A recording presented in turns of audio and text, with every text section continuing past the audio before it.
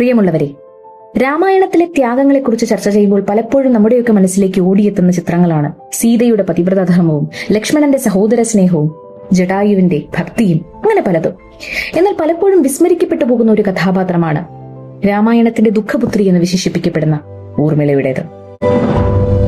ഒരുപക്ഷെ നിങ്ങളും ചിന്തിച്ചിട്ടുണ്ടാവില്ലേ, ശ്രീരാമൻ വനവാസത്തിനായി പുറപ്പെടുന്ന സമയത്ത് അങ്ങുള്ളിടമാണ് ഞങ്ങളുടെ അയോധ്യ എന്ന് പറഞ്ഞുകൊണ്ട് ലക്ഷ്മണനും സീതാദേവിയും അനുഗമിക്കുമ്പോൾ അങ്ങുള്ളിടമാണ് എന്റെയും സ്വർഗം എന്ന് പറഞ്ഞുകൊണ്ട് ഊർമിള ഞാനും കൂടി വന്നുകൊള്ളട്ടെ എന്ന് ലക്ഷ്മണനോട് ആവശ്യപ്പെട്ടിട്ടുണ്ടാവില്ലേ എന്ന് തീർച്ചയായും ഉണ്ടാവും.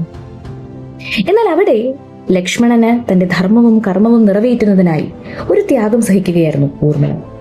14 വർഷം തന്റെ സഹോദരനെയും സഹോദരന്റെ പത്നിയെയും സംരക്ഷിക്കുന്നതിനായി ഉറക്കമുണ്ടാകുവാൻ പാടില്ല എന്നൊരു വരം നിദ്രാദേവിയോട് അപേക്ഷിക്കുകയുണ്ടായി ലക്ഷ്മണൻ. എന്നാൽ നിദ്രാദേവി പറഞ്ഞു അത്രേ, പ്രകൃതിയുടെ നിയമങ്ങളെ ആർക്കും തെറ്റിക്കുവാൻ സാധിക്കില്ല, അതുകൊണ്ട് നീ ഉറങ്ങിയില്ലെങ്കിൽ നിന്റെ ഉറക്കം മറ്റാരെങ്കിലും നിനക്ക് പകരമായി ഉറങ്ങിയേ മതിയാകും എന്ന് പറയുകയും മറ്റാരും മുന്നോട്ട് വരാത്ത സാഹചര്യത്തിൽ ലക്ഷ്മണന്റെ പത്നിയായ ഊർമിള ഞാൻ ഉറങ്ങിക്കൊള്ളാം, ഭർത്താവ് അദ്ദേഹത്തിന്റെ ധർമ്മങ്ങൾ നിർവഹിക്കട്ടെ എന്ന് പറയുകയും ചെയ്തു. എന്നാൽ ഒരുപക്ഷെ നമ്മളൊക്കെ ചിന്തിക്കുന്നുണ്ടായിരിക്കും, ഉറങ്ങിയാൽ പോരെ, മറ്റൊന്നുമില്ലല്ലോ, സുഖമുള്ള ഏർപ്പാടല്ലേ, ഒന്നും അറിയണ്ടല്ലോ. എന്നാൽ അതല്ല ഇവിടെ ഉദ്ദേശിക്കുന്ന ഉറക്കം എന്നതുകൊണ്ട് ഒരുപക്ഷെ ഇവിടെ മനസ്സിലാക്കപ്പെടേണ്ടത് ഊർമിള എന്ന സ്ത്രീയുടെ, ആ വ്യക്തിയുടെ അവഗണനയല്ലേ, അവരുടെ തിരോധാനമല്ലേ. കാരണം 14 വർഷം തന്റേതല്ലാത്ത നാട്ടിൽ, തന്റേതല്ലാത്ത കൊട്ടാരത്തിൽ തന്റെ ഭർത്താവോ തന്റെ സഹോദരിയോ മാതാപിതാക്കളോ ഇല്ലാത്തിടത്ത് അവളുടെ വ്യക്തിത്വത്തെ മറന്നുകൊണ്ട് ജീവിക്കേണ്ടി വരികയാണ് ഊർമിളയ്ക്ക്.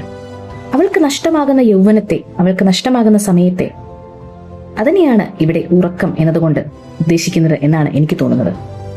പിന്നീട് ഊർമിള തന്റെ ഈ ഉറക്കം അവസാനിപ്പിക്കുന്നത് 14 വർഷങ്ങൾക്ക് ശേഷം രാമലക്ഷ്മണന്മാർ തിരികെ എത്തുമ്പോഴാണ്.